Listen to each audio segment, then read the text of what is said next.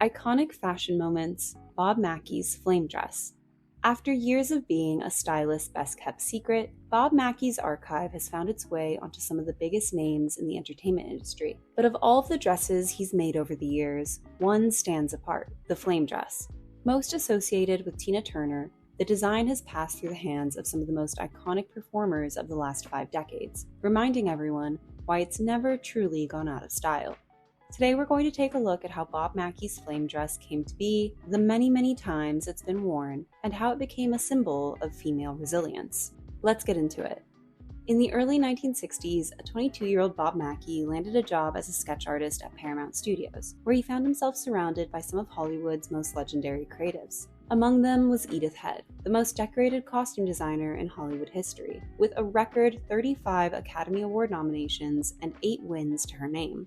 Although Head didn't teach Mackie much about the technical side of design, she did emphasize the importance of getting along with others in the business, and how those relationships could make or break your career.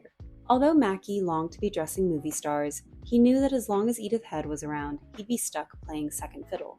So instead of waiting around for her to retire, he left to work in television, which was probably the right decision, as Head kept winning awards up until her death in 1981.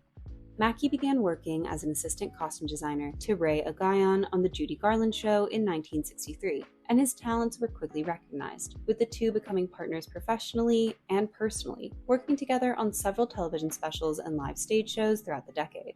With his penchant for glamour, extravagance, and color, not to mention his excellent people skills, Mackie caught the eye of comedian Carol Burnett, who decided that he was a perfect fit for her up-and-coming variety show.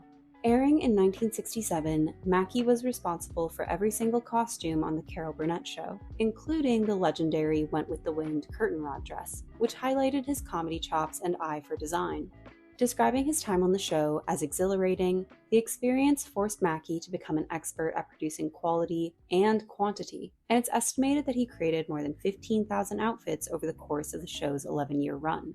It was while working on the first season of the Carol Burnett show that Mackie met 19-year-old Cher for the first time.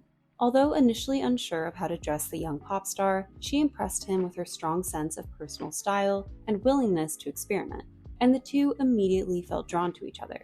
She offhandedly mentioned that she'd like to own one of his dresses someday, but couldn't afford to yet, to which Mackie replied, quote, "When you're ready, I'm ready." And he stayed true to his word, designing a handful of one-off dresses for her and other female performers like Diana Ross, Mitzi Gaynor, and Barry Chase in the years that followed.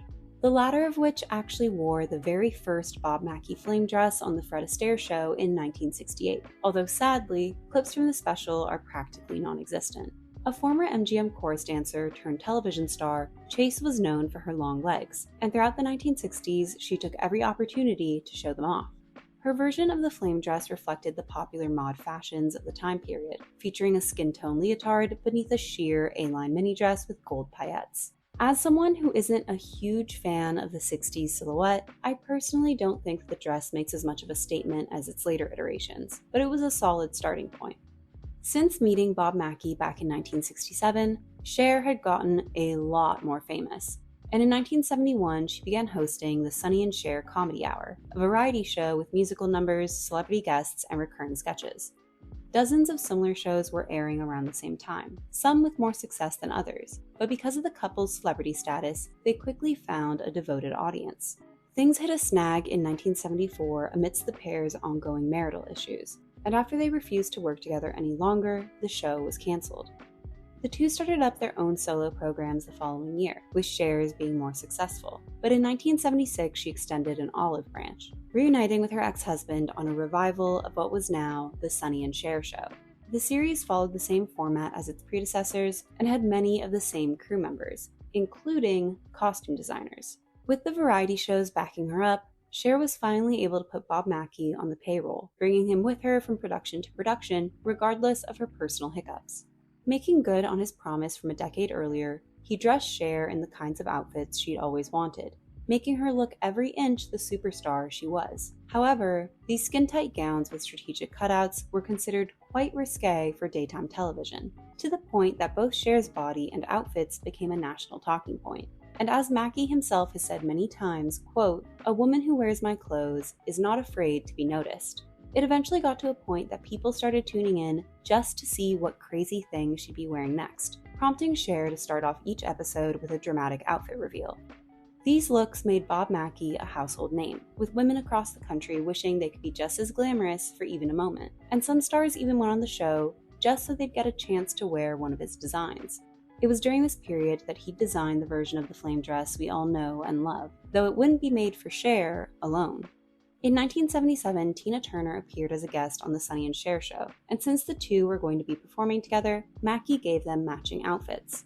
The uber short dress, which I'd argue is actually more of a bodysuit, featured a sequin design resembling flames. One of Mackie's many strip dresses, so called because of the strips of fabric used to create a fringe effect, the style was perfect for this fiery imagery. Both Cher and Tina had recently come out of difficult marriages, and Bob Mackie has subtly implied that the looks were about more than just aesthetics. They were revenge dresses, a declaration of sexuality, confidence, and independence from two women who had just reclaimed their own lives.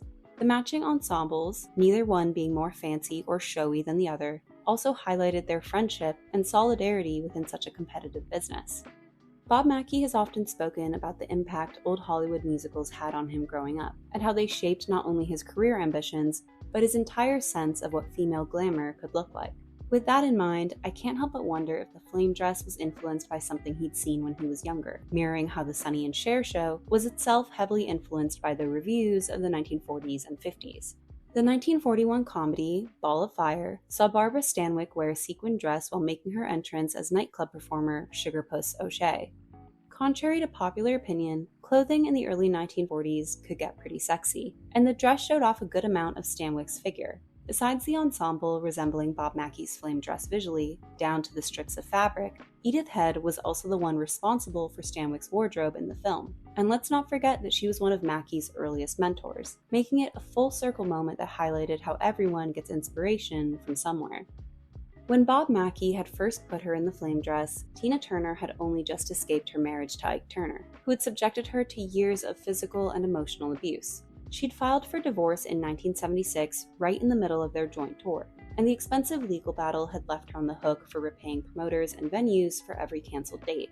She walked away from the marriage with almost nothing, famously asking only for the rights to her stage name. For a period of time, she was barely making ends meet, performing wherever she could get booked and rebuilding her career essentially from scratch. She appeared on all sorts of television programs, not just the Sonny and Cher show, and when she finally started to get her footing again, she embarked on her first solo tour, calling in Bob Mackie to design the wardrobe, who was more than happy to help out a woman he so admired. Visually, it's very important for the people when they catch a show. They want to see glamour and they want to see excitement, and then a good show involved. So I think it's very important to make a good investment in your costuming.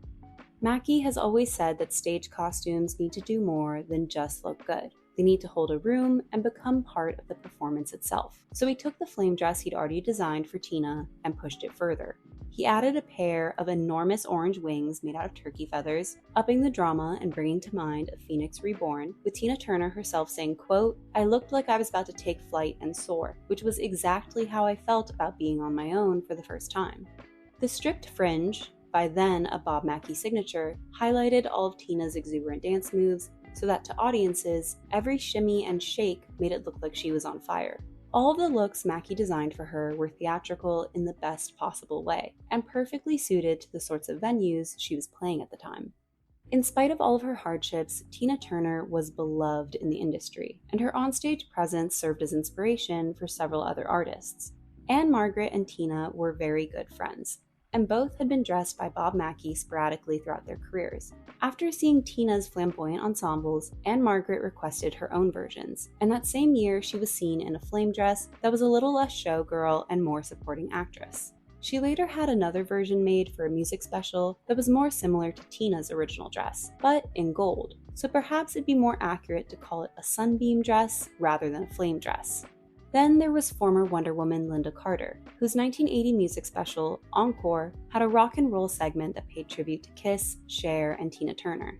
For her performance of Proud Mary, she got Mackie to recreate the flame dress but with a winged cape, which brought the look in more of a superhero direction, which was pretty fitting, considering Carter had spent years playing one on screen. This made it less woman on fire and more woman about to take flight, but it nonetheless highlighted the admiration that Carter had for Tina Turner, not to mention Tina's pop culture relevance. That same dress would make a reappearance in 1995 on RuPaul, a lifelong Mackie fan and one of the most important drag performers of his generation. Both Tina Turner and RuPaul are considered Black icons, and their influence on the art of performing has had a measurable impact on other young creatives. So it's no surprise that in 2023, for the 15th season of RuPaul's Drag Race, contestant Luxmore London recreated Bob Mackie's flame dress as a direct nod to RuPaul's mentorship and Tina Turner's catalog of club hits. It was a reference to a reference to a reference. I'm sure Mr. Mackie will love that too. I hope he does. In 2003, Beyonce performed Proud Mary as a duet with Jewel at the VH1 Divas concert. Freshly out of Destiny's Child and still establishing herself as a solo act, the performance was intended to show the world that she was ready for the next stage in her career, while coincidentally mirroring Tina Turner's own trajectory towards independent stardom. The two women wore matching fringe dresses, a style clearly influenced by 2000s era fashion trends, but it felt like a deliberate reference to the matching looks Mackie had made for Cher and Tina Turner all those years earlier. Then, in 2005, at the Kennedy Center Honors, Beyonce paid tribute to Tina Turner in front of the icon herself. For the performance, she wore a brand new flame dress by Bob Mackie, which really proved how timeless the look was on stage, having just as much of an impact on audiences as it had back in the 1970s. 3 years later, at the 50th Annual Grammy Awards, Beyonce and Tina Turner finally shared a stage together. And while neither wore one of Bob Mackie's strip dresses, it was still a magical moment that felt like a baton being passed from one Black icon to another. Tina Turner passed away in May 2023 at the age of 83. In the months that followed, the tributes poured in, but one thing that was notably absent was the flame dress. Given everything it represented, like Tina's liberation and her comeback, I'd expected someone to wear it again in her honor. Not at the funeral, of course, but at some later date. But that didn't happen. The most likely reason is practical. Bob Mackie is now in his mid-80s with a much smaller team than he had back in his heyday, and as a result, he rarely makes new pieces. And trust me, they aren't easy to dupe either, as seen by some of the horrendous naked dresses that have made their way onto red carpets over the years. They just aren't able to replicate the magic of Bob Mackie's skin-bearing designs. I actually spoke to his design director, Joe McFate, who explained the process of making one of these dresses. I bet if I lined a bunch of flame dresses up in one room, you could tell which one's the imposter and which ones are the real ones. The key things are the hand embroidery or the sequins and beads, the combination of that. And also, very often in those strip dresses, they are finished on both sides. So while there might be bugle beads and lock rosens on one side, when it flips around or when the strips flip on those flame dresses, the underside has a flat sequin on it. So it's always shimmering. A nude dress of Bob's has very specific tricks that we use. And honestly, it's no secret anymore. It's layers of net. So you start with the deepest or the most number of layers at the point you need to cover the most. And then it's called shadowing or shading. And then you ombre those colors out. One of the first things that I had to learn when I came to work for him all those years ago, we had a nude file. I'm serious. It was a standing card file and it had samples of every star that he handled's nude color that had been dyed to match. This difficult process leaves Mackie's archive available to only a small handful of people, and even then, alterations can only go so far. And the flame dress is built for a very particular kind of person, not only when it comes to their proportions, but how they perform, with the dress only reaching its full potential on a body that is dancing with gusto. Other pieces from Bob Mackie's past have made their way onto a new generation of performers, like Zendaya, Miley Cyrus, and Sabrina Carpenter. Mackie, for his part, seems delighted by the resurgence of interest in his designs. But for now, the flame dress has yet to make a return. Who do you think wore the flame dress best? And which iconic fashion moment should we take a look at next? I hope you enjoyed this video. Don't forget to like and subscribe, and I'll see you soon. Bye!